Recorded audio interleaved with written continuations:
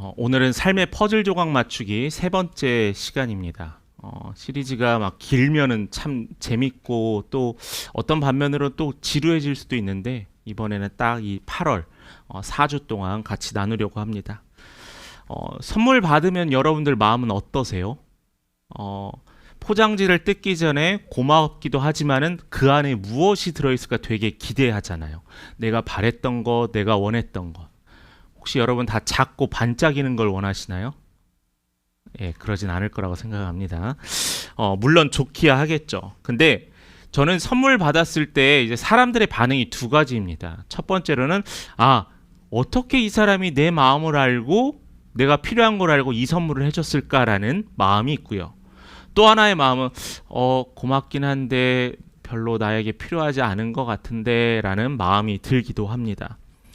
예전에 한 집사님께서 제게 책 한 권을 선물해 주셨던 적이 있었어요. 근데 그 책을 받자마자 제목이 확 마음에 닿았습니다. 예전에 그 집사님께서 그 책의 내용도 또 제가 당시에 고민하고 기도하던 주제와 관련된 책이었어요. 저는 그 순간 그 책을 주신 집사님께도 감사하지만은 이 집사님께서 나를 이렇게 생각했고 내 마음을 알아주시는구나 라고 하면서 오히려 더 저는 선물보다는 더 그 집사님의 마음에 감동받았던 적이 있습니다. 그런데 이 하나님이 주신 선물인 이 은사도 마찬가지인 것 같아요. 하나님께서는 여러분들을 위해서 최선의 것으로 준비해 주셨습니다. 왜 최선이냐고요? 성경에 기록된 대로 하나님께서는 나보다 나를 더 잘 아시는 주님, 그분이 바로 하나님이라고 이야기하시거든요. 그래서 내가 잘할 수 있는 것, 내가 감당할 수 있는 것, 내가 나아갈 방향의 것에 대해서 하나님께서는 준비하시고 우리에게 주셨다라는 거죠. 그러니까 하나님은 실패하지 않으세요. 내가 그 준 선물이 실패하지 않는다라는 거죠. 은사에 대해서 다른 방향도 한번 생각해 보도록 하겠습니다. 어떤 분이 저에게 이런 얘기를 한 적이 있어요. 목사님, 제가 얼마 전에 저도 집에서 집 정리를 하는데 10년 전에 결혼했던 받은 선물을 제가 포장지도 안 뜯은 걸 확인했어요 라고 이야기하는 겁니다. 10년입니다. 10년. 10년 동안 그 포장지를 안 뜯었다는 의미는 어떤 의미가 포함되어 있죠? 그 선물이 그 당시에 그에게 그렇게 꼭 필요하지 않았던 거라, 아니면 선물을 받았던 걸 잃어버렸던 거라, 아니면 이 선물에 대해서 내가 기대했던 게 아니었다라고 생각할 수 있습니다. 저는 이 이야기를 들으면서 이런 생각을 했어요. 하나님께서도 모든 사람에게 각각의 선물을 주셨어요. 그런데 이 선물이 너는 크고 나는 작다에 비교할 수 있는 선물이 아니라는 겁니다. 이건 확실하게 전제가 있어야 돼요. 하나님은 1등을 쓰시는 게 아니라 하나님은 각자에게 맡겨진 분야에서 사용하신다라는 거죠. 그런데 하나님께서 우리에게 이 은사라는 선물을 주셨는데 포장지도 뜯지 않고 곳간이나 창고에 넣어둔 일들이 너무나 많다라는 거죠. 그 근거가 뭐냐고요? 하나님의 일을 해야 될 곳은 지금 시대에 너무나 많습니다. 하나님께서 바라고 우리를 파송하는 곳은 너무나 많아요. 그런데 하나님께서 뭐라고 한탄하시냐면은 오늘날 교회가 무엇을 걱정하냐면은 일할 사람이 없다라는 거예요. 내가 해야 될 일, 내가 가야 될 곳, 내가 바라봐야 할 지경이 있는데 사람이 없다라는 거예요. 우리 하나님은요, 일만 버리시고 사람을 보내지 않으시는 분이 아니거든요.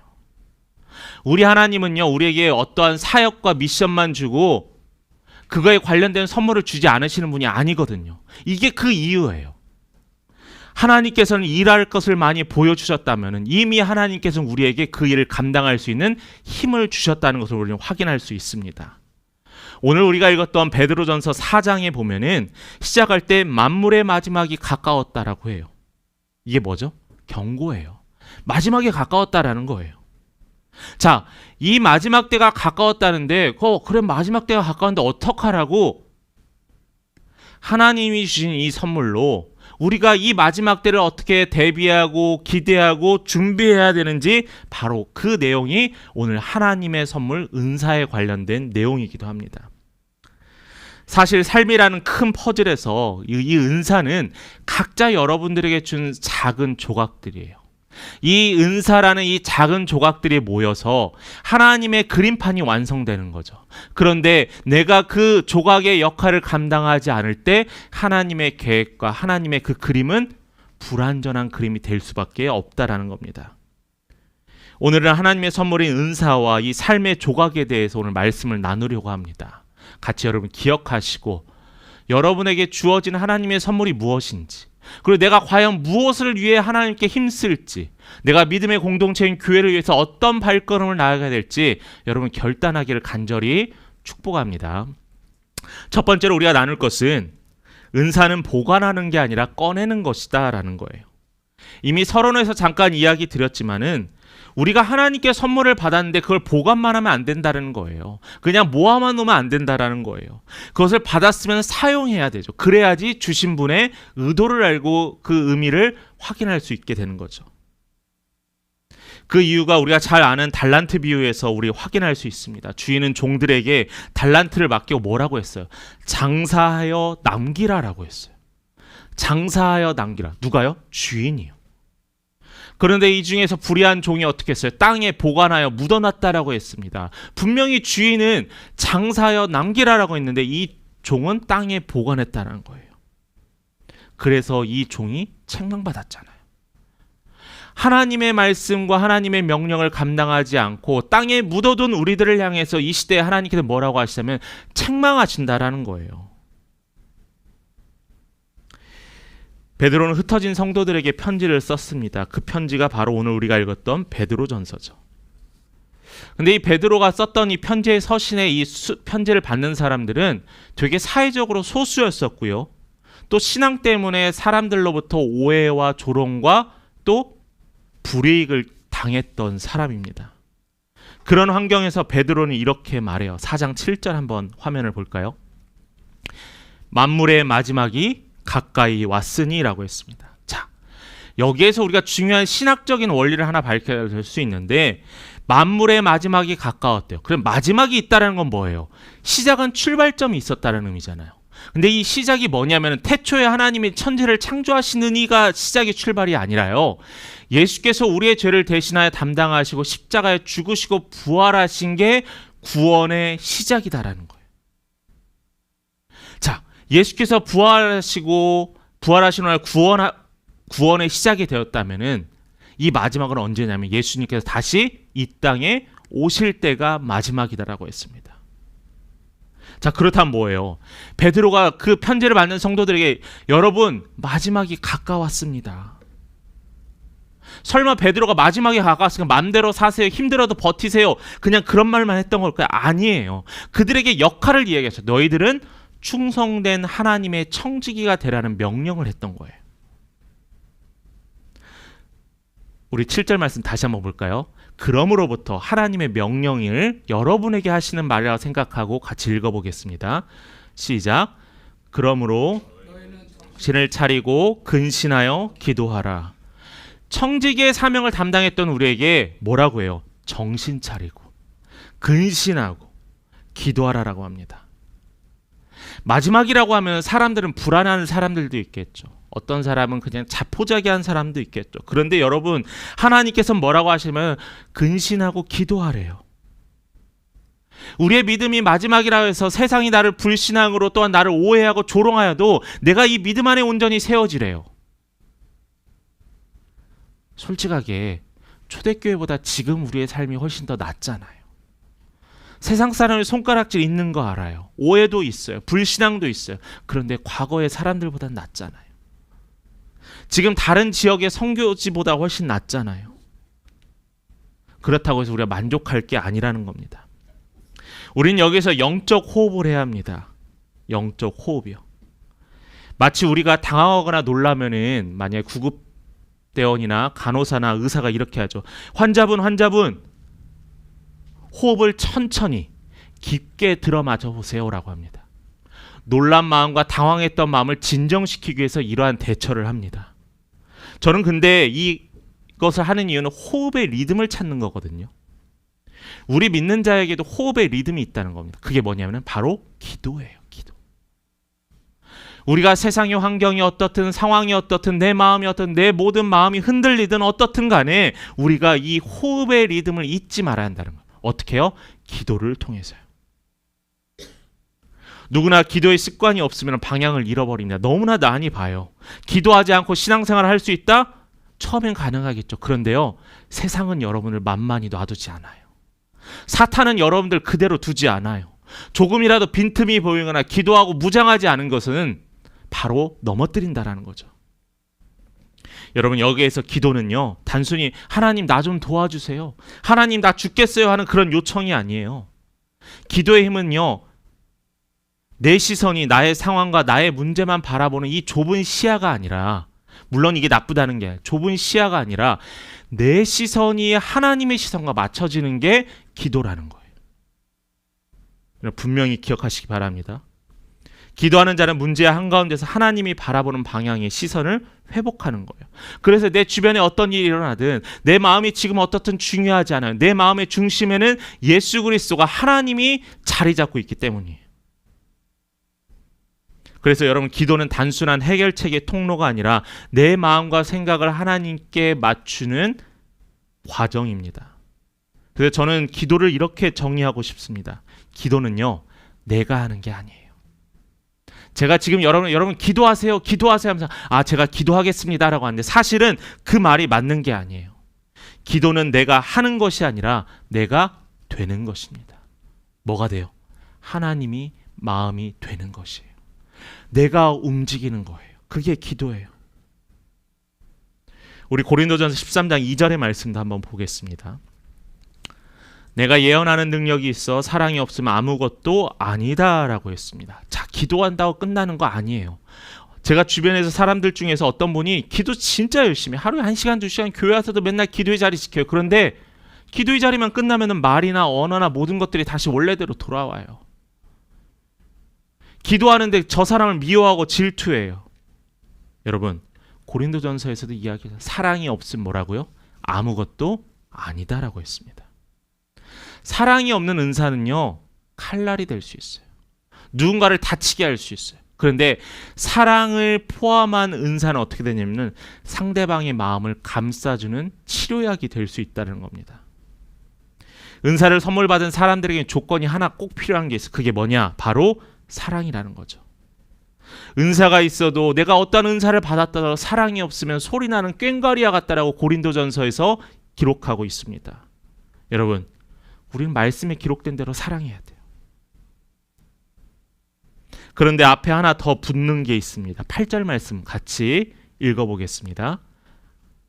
시작. 무엇보다도 뜨겁게 서로. 자, 여기 뭐라고 했나요? 그냥 사랑이라고 하지 않았습니다. 8절 말씀에 뭐라고 해요? 뜨겁게 사랑하라. 뜨겁게 서로. 저는 이 뜨겁게를 좀 다른 말로 바꾸면 열심이라고 했습니다. 열심. 사랑을 열심히 어떻게 해야 될까요? 사랑을 어떻게 하는 게 열심일까요? 뜨겁게 하는 걸까요? 여러분, 어떻게 하냐면 9절에 그 답이 나와 있습니다. 제가 읽겠습니다. 서로 대접하기를 원망 없이 하고라고 기록했습니다. 성경에서는 대접을 기독교적 용어로 뭐라고 하냐면 환대라고 합니다. 환대, 환영한다. 환영하고 대접한다라고 환대라는 표현을 씁니다. 당시 초대교회에서는 교회가 처음 생겼을 때는 큰 특징이 있었는데 바로 대접하는 문화였어요. 여러분, 손님 맞이하는 거 쉬운가요? 어지럽습니다. 일주일 전부터 집 청소해야 되고요. 먹을 것도 준비해야 되고 돈도 들고 또 걱정도 됩니다. 만약 마땅히 집에 초대했는데 집이 어지럽혀져 있거나 집에 음식이 맞지 않으면은 그 사람들의 반응에 대해서 또 걱정하기도 합니다. 물론 손님 맞이하는 거 쉽지 않죠. 그래서 베드로는 뭐라고 했냐면 원망 없이라는 말을 붙이는 거예요. 여러분, 사랑을 하는데 뜨겁게 사랑하는데 원망 없이 대접하라라는 거예요. 원망 없이라는 표현이 정확하게 드러나 있는 성경의 이야기가 있잖아요. 마르다와 마리아의 이야기입니다. 마르다는 섬기는 마음이 있었어요. 예수를 사랑하는 마음이 있었고 예수를 대접하기를 원했습니다. 그래서 그는 주방에 들어가 음식을 준비하고 집을 청소했습니다. 그런데 막상 내가 시작했는데 마리아가 예수의 옆에서 자신을 돕지 않는 것을 보니 어떻게 생겼어? 마음이 좋지 않았어요. 미운 마음이 생겼어요. 섬기려는 이 순수했던 이 은사였던 이 섬김의 마음이 이제는 내 마음에 짐이 되는 거예요. 아, 내가 이 섬기는 게 나에게 짐이 되는구나. 힘들게 섬기지만은 여러분, 우리는 이렇게 생각했어요. 죽게 하듯 하라고 했잖아요. 죽게 하듯. 내가 지금 힘을 내고 저 사람 안에서 말씀을 듣지만 나에게 주신 달란트는 뭐냐면은 예수를 위해서 섬기고 준비하는 거예요. 섬기고 준비하는 것을 통하여서 하나님이 영광 받으시고 하나님이 기뻐하신다라는 거죠. 목사만 이 시대에 하나님이 필요하신가? 절대 그렇지 않습니다. 저는 목회자를 할지 안 할지 고민하고 신학대학교 갈지 안 하는지에 대해서 고민하는 친구들을 이야기합니다. 하나님이 너를 꼭 목회자로 부르셨냐라는 거예요. 소명을 확인하라는 거죠. 그냥 내 마음에 내 기분에 따라서 소명이다라고 생각하는 순간 어떤 일이 생기는 줄 알아요? 나만 죽는 게 아니라 내가 감당하는 영혼들이 죽게 돼요. 섬김이 원망으로 바뀌는 순간 짐이 된다라고 했습니다. 우리는 누군가를 섬길 수 있는 그 모든 것들이 우리에게 기쁨이 되어야 돼요. 그런 분들 가끔 있더라고요. 챙기는 사람이 있어요. 근데 저도 목회자지만 아무리 챙기려고 둘러본 봐도 제가 보지 못하는 것을 챙기는 사람들이 있어요. 저는 그게 은사라고 생각해요. 그게 하나님 주신 사랑의 마음이라고 생각합니다. 그 사람을 바라볼 수 있고 그 공동체를 바라볼 수 있는 마음이 특별한 은혜라는 거죠. 하나님 왜 나를 맨날 막노동시키고 왜 나를 힘들게 하느냐, 그 말이 아니에요. 하나님이 너무나 여러분을 사랑하시고 사랑의 마음을 주셨다는 거죠. 두 번째가 있습니다. 은사는요, 나의 조각이고 그러나 그림은 공동체와 세상이라는 겁니다. 10절 말씀 같이 우리 봉독 읽겠습니다. 각각 은사를 받은 대로 하나님의 여러 가지 은혜를 맡은 선한 청지기같이 서로 봉사하라. 자, 이 말씀은 두 가지 중요한 단어로 대표할 수 있는 뭐냐면 각각과 서로입니다. 각각. 하나님이 주신 은사의 중요한 특징이 뭐냐면 각각이라는 거예요. 자, 그 말의 뜻이 뭐예요? 여러분 한 명 한 명에게 각자에게 주셨다라는 거예요. 그리고 또 이게 뭐냐면 서로 주셨다. 서로 이게 연결되게 주셨다는 거예요. 그래서 이게 교회 공동체가 완성된다라는 의미입니다. 당시 초대교회에서는 이방 지역까지 정말 곳곳에 흩어져 있던 교회가 초대교회였어요. 막 이렇게 모여 있었던 교회가 아닙니다. 그런데 그들의 교회들은 대부분 어땠어요? 규모가 작았어요. 규모만 작은 데에서 끝나는 게 아니라 핍박과 어려움이 늘 있었어요.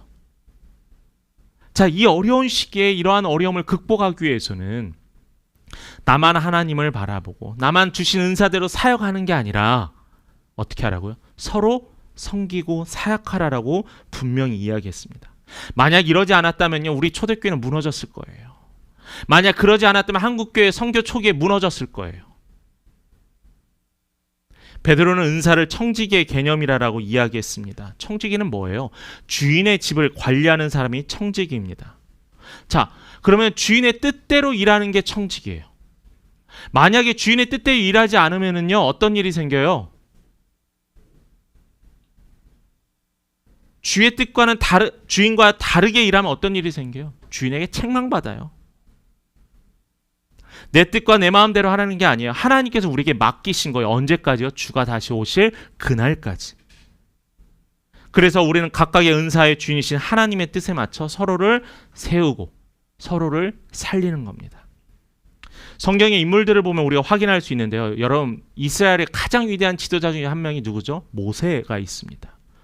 모세가 하나님의 성막을 짓는데요. 모세에게는 기술이 있었을까요? 성막을 짓는 기술이요? 성막을 짓는 재료들의 구성품을 알았을까요? 몰랐어요. 그런데 하나님께서는 부살렐이라는 사람을 세워주셨습니다. 모세에게만 그 역할을 맡기신 게 아니에요. 부살렐에게는 특별한 은사를 주셨습니다. 금과 은과 녹과 목재를 다루는 특별한 은사를 주셨어요. 그래서 모세는 지도하고요. 이 부살렛과 이스라엘 백성들은 각자의 맡아진 역할들을 감당하며 그 하나님의 성막을 세웠습니다. 그 예가 나중에 예루살렘 성전이 무너지고 나서 느헤미야가 포로 이후에 이스라엘 백성이 각각 맡은 성벽을 재건하는 것과 마찬가지라는 거죠. 또 신약에 이러한 얘기가 있으면 사도행전 6장에 보면은 교회 안에 문제가 생겼어요. 어떤 문제냐? 일찍 퇴근해서 오는 부유한 자들이 음식을 가지고 왔는데 가난한 자들이 늦게 오니까 가난한 자들이 자기네들이 늦게 와서 먹을 것이 부족한 거예요. 그러니까 교회 안에 다툼이 생겼습니다. 마음이 상함이 생겼어요. 사도들이 중재하려 했지만 이때 결론이 뭔지 아세요? 사도들은 기도와 말씀에 충성하고 집사를 세웠는데 집사들이 식탁을 섬기게 되었다라는 거예요. 이 말이 뭐냐면요, 사도들이 뒤로 빠진 게 아니에요. 하나님께서 주신 사역에 맞게 그 초대교회를 세우셨다는 거예요. 그래서 사도행전 6장 7절에 은혜로운 말씀이 있습니다. 같이 앞부분에 보면 하나님의 말씀이 점점 왕성하여 제자의 수가 많아졌다라고 했어요. 왜요? 자, 이 말의 앞에 내용이 뭐였어요? 문제가 생겨서 초대교회 안에 어려움이 생겼는데 각자의 역할의 사역의 은사에 맞춰서 사역을 했더니 그 교회가 왕성하여지고 제자의 수가 많아졌다라는 겁니다. 저는 우리 안에도, 우리 교회 공동체 안에도 이러한 은혜가 체험되어질 간절히 소망합니다. 물론 저도 부족한 게 많아요. 아주 흠이 많은 사람입니다. 그래서 하나님께서 여러분들을 보내주신 거예요. 한 믿음의 공동체를 세울 수 있도록 성도들을 보내주신 겁니다. 자존심 세울 필요도 없고요. 또 하나님 앞에서 우리는 다 한 마음이고 한 조각일 뿐이에요. 목회자는 큰 조각이고 장로는 큰 조각이고 성도는 어린아이들은 작은 조각이라 아니에요. 우린 다 동일한 크기의 동일한 조각이라는 거죠. 은사는 자랑할 게 아니라는 거잖아요. 직분은 자랑할 게 아니라는 거잖아요. 어떠한 사역의 자리든 모두 소중합니다. 그런데 저는 여기에 더해서 여러분들이 기억할 게 하나 있어요. 여러분들의 섬기는 자리가 여러분들의 믿음의 성장의 자리가 되길 원한다는 거예요. 제가 지난주에도 이야기한 수도원에서 그 로렌스 형제였던 그 로렌스가 자신이 설거지를 하면서 하나님을 만나는 시간을 가졌다고 했잖아요. 믿음의 훈련이었거든요. 제가 전에 한 교회에서 영상사역을 담당하는 청년과의 대화가 있었습니다. 사실 여러분들 교회에서 3분에서 5분 정도 되는 영상 그냥 보고 좋았었구나, 즐거웠었구나, 영상 좋네 라고 그 정도로 이야기합니다. 근데 사실 이게 되게 힘들어요. 자료도 찾아야죠. 음악도 맞춰야 되죠. 또 스토리도 알아야 되죠. 글도 써야 되죠. 또 만약에 부목사님이 별론 것 같아, 담임 목사님 별론 것 같아, 다시 만들어야 되죠. 상당히 스트레스 받습니다. 이 친구가 어려워하는 거예요. 목사님, 제가 계속 이걸 해야 될까요? 저 잘 못하는 것 같아요 라고 하는 거예요. 근데 그때 저도 생각해 보면은 영상을 보면서 와, 영상 재밌었겠구나, 좋았겠구나 라는 생각했는데 이 영상을 만든 친구에 대해서는 한 번도 생각하지 못했던 것을 발견했어요.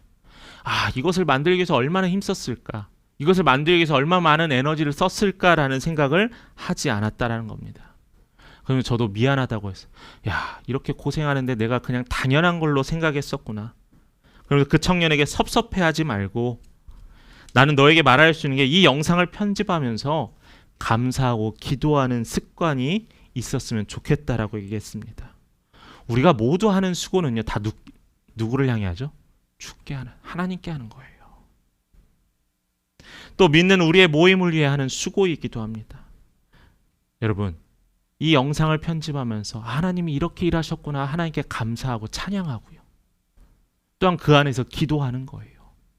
나에게 이것을 감당하고 할 수 있도록 허락하신 하나님께 감사하는 거예요. 그럴 때 믿음이 자라는 거예요. 성경 공부 중요하죠. 말씀 양육 중요하죠. 큐티도 중요하죠. 그런데 여러분들의 24시간은 항상 믿음이 성장할 수 있는 놀라운 환경이에요. 특별한 시간을 정해 기도하는 것 중요합니다. 그러나 여러분의 모든 24시간이 하나님의 훈련의 장소 된다는 걸 잊지 않았으면 좋겠습니다. 교회에서 입구에서 안내를 하고 방송실에 PPT를 넘기, 이 모든 상황들이 하나님께 하는 거라는 거죠. 저는 이러한 여러분들의 사역을 감당하면서 하나님과 더욱 밀접하게 깊게 만나는 은혜의 자리가 되길 간절히 축복합니다. 마지막 세 번째로는 은사는 하나님의 힘으로 해야 합니다. 어느 날 아이가 집에서 퍼즐을 맞추고 있었는데 그 퍼즐이 아이가 하기에는 너무나 어려운 난이도의 퍼즐이었습니다. 아이가 시작하면서 퍼즐을 맞히는데 퍼즐을 잘 못 찾겠으니까 아이가 어떻게 하냐면 그 퍼즐을 억지로 끼워 넣는 거예요. 안 맞는 자리에 막 집어넣는 거죠. 애가 한 번, 두 번 하다 보니까 이 퍼즐의 끝이 휘어지기도 하고 안 맞는 게 눈에 보이기 시작하는 거예요. 그러니까 이 아이가 어떻게 했을까요? 화가 났습니다. 아이가 화가 나면 어떡하죠? 없죠. 흐트러뜨리고 나 안 해! 이렇게 합니다. 아이가 퍼즐판을 밀쳐버렸어요. 근데 그때 엄마가 그 아이가 하는 행동을 보고 있었습니다. 야, 너 이거 똑바로 안 치워! 라고 하지 않았어요. 어떻게 했냐면 이 엄마는 퍼즐은 억지로 끼우는 게 아니야. 그림 보고 맞는 조각을 찾을 때까지 찾고 기다려야 돼 라고 했습니다. 그러면서 엄마는 이 퍼즐 조각을 이 아이와 함께 같이 찾고 만들기 시작했습니다. 엄마의 도움이 있으니까 그 퍼즐을 맞추기가 쉬웠죠. 우리의 삶도 우리의 인생도 이렇게 마찬가지인 것 같습니다. 하나님께서 분명히 나에게 선물도 주셨고 하나님의 계획도 있고 여러분의 계획도 있어요. 그런데 여러분 안 맞는 퍼즐을 맞추려고 억지로 하다 보니까 화도 나고 불안하고 지쳐갑니다. 하지만 이 퍼즐을 계획하신 분이 누구라고 했죠? 하나님이라고 했잖아요. 우리의 삶의 퍼즐을 계획하신 분이 하나님이신데 이 하나님께서 우리에게 억지로 맞추라고 하신 게 아니에요. 하나님께서 뭐라고 했냐면 이 퍼즐을 맞추는 것까지도 내가 너희와 함께 하신다는 거예요. 당시 초대교회에서 말씀을 전하는 사람은 목숨 걸고 전해야 했습니다. 봉사하는 사람도 자신이 가진 것이 넉넉해서 봉사하고 나눴을까요? 아니에요. 하나님이 하라고 했으니까 한 거예요. 베드로전서 4장 11절에 보면 은사를 쓰는 방식에 대해서 두 가지로 이야기합니다. 포지션에 대해서 제가 읽겠습니다. 만일 누가 말하려면 하나님의 말씀을 하는 것 같이 하고 누가 봉사하려면 하나님이 공급하시는 힘으로 하는 것 같이 하라라고 했습니다. 말하는 은사가 첫 번째 나타나죠. 당시에는 당연히 인쇄물이나 성경이나 예수 그리스도의 말씀이 기록된 게 없기 때문에 그냥 구전으로 입으로 전해서 예수의 말씀을 전했어요. 나눴어요. 그래서 이때 너무나 중요한 게 뭐였냐면은 하나님의 말씀의 기준이 중요했다는 겁니다. 그래서 우리가 성경을 통해서 확인할 수 있지 않기 때문에 전하는 사람은 정확하게 하나님의 말씀이 무엇인지 정확하게 전해야 했어요. 또 두 번째 은사의 주제는 봉사였습니다. 가난하고 핍박받는 성도들 돌보려면 내 힘으로 하면요 지쳐요. 내가 저 사람을 돕는 것도 한두 번이지 가끔씩은 나도 받기를 원하는 때가 당연한 사람의 마음입니다. 그게 나쁘다고 생각하지 않아요. 그렇지만 우리는 사람에게 인정받는 것보다 하나님께 인정받기를 더욱더 위해 힘써야 하는 것은 우리가 잊지 말아야 합니다. 그런데 11절 중간에 뭐라고 해요? 하나님이 공급하시는 힘이라고 했어요. 하나님이 공급하시는 힘. 결론적으로 은사는 내 생각과 내 능력으로만 하면 지친다라고 이야기합니다. 그래서 우리가 하나님께 구하고 주를 찾는 자는 끝까지 감당할 수 있다는 거예요. 성령의 감동으로 쓰여진 이 성경에는 뭐라고 해요? 늘 하나님께 받았던 은사와 능력을 가지고 하나님께 구했던 사람들이에요. 성경의 대부분의 인물들은 뭐냐면요, 하나님께서 그에게 특별한 능력을 주셨어요. 근데 그 능력을 가지고 그들이 하나님을 잊지 않았어요. 하나님을 잊었던 사울은 멸망했습니다. 예레미야를 한번 볼까요? 예레미야는 하나님께서 내가 내 입에 내 말을 두었노라라고 했어요. 예레미야의 선지자를 통해서 이스라엘을 향해 하나님의 말씀을 선포하라라고 특별한 은사를 주셨어요. 근데 예레미야가 말이야, 내 말, 예레미야의 이야기를 했다면은 하나님은 예레미야를 더 이상 쓰지 않았을 겁니다. 그런데 예레미야는 자신이 그러한 은사를 받았다도 하나님께 항상 구했던 거예요. 하나님께서 주신 말을 전하겠습니다 라고 스스로 기도하고 하나님께 구했다라는 거예요. 엘리야는 바알을 따르는 우상을 따르는 자들과 맞섰습니다. 그런데 어떻게 맞섰어요? 기도하며 하나님의 응답을 기다리고 구했어요. 당장 자신을 죽이러 오는 그들로부터 그는 기다렸어요. 왜냐하면 하나님이 일하실 걸 믿고 믿었기 때문이에요. 다윗은 어땠나요? 전투의 기술이나 군사의 숫자로 누군가를 정복하려고 하나님의 말씀을 선포하지 않았습니다. 그가 했던 고백이 뭐예요? 전쟁은 하나님께 속한 것이니라는 거예요. 그가 이스라엘의 왕으로 부름받았지만은 그가 했던 이야기는 전쟁은 하나님께 속했다라는 하나님의 힘을 의지하고 구했다라는 거예요. 성도 여러분, 받은 은사로 주의 도움을 구하시길 간절히 바랍니다. 하나님께 구하세요. 내가 아무리 열심히 공부하고 시간을 들이지만은 옆에서 가르쳐 줄 사람도 있고 좋은 참고서도 있고 이미 경험했던 사람의 도움이 있으면은 그들에게 도움을 구하는 게 지혜로운 거잖아요. 우리의 삶에서도 마찬가지예요. 믿음 생활에도 마찬가지예요. 하나님께서 도와준다고 여러분에게 다가가고 말하는데 나 혼자 해결하려고 낑낑거리는 거예요. 그러니까 지치게 되고, 그러면서 뭐라고 하는 줄 아세요? 하나님은 없는가 보다라고 해요. 하나님이 왜 없겠뇨? 하나님을 찾지 않으니까 없는 것처럼 보이는 거죠.